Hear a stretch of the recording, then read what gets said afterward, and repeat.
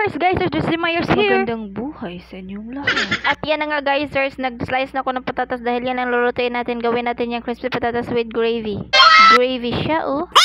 Hugasan muna natin yung patatas guys, tsaka natin i-slice. Tapos nag-ready lang ako ng tubig dyan. Tapos dinagyan ko ng kunting asin. At tsaka i-set aside muna natin yun. At dito naman tayo sa ating alaska evaporada. Inubos ko na nga yung isang lata. Tapos nilagyan ko ng kunting tubig. Tapos kunting asin. At tsaka paghaluin lang natin ito. At yung pinagbanlawan natin kanina sa patatas guys, iyabo lang yung tubig doon. At yun, nayabo nga yung gatas. Kaya pinunasan ko kanina. Tapos ito na, maglagay na tayo ng crispy fry para medyo crispy ko na siya dira. At nilagyan ko na nga rin yan 2 kutsarang harina para hindi siya ganun kaalat. At dito na tayo sa cooking level. Ilagay natin yung kawali dyan. Tapos lagyan na natin ng oil na medyo marami kasi para crispy daw. At habang nagpainit pa nga tayo ng oil doon, ganituhin natin yung patatas.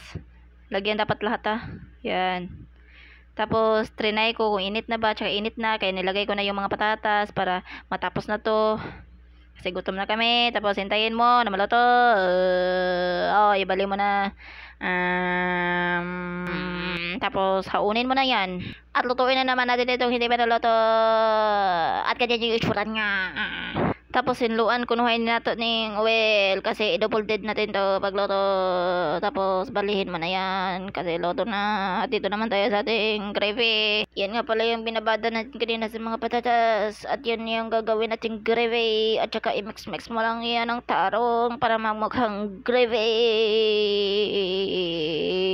At dahil wala na akong masabi, fast forward na dapat dito.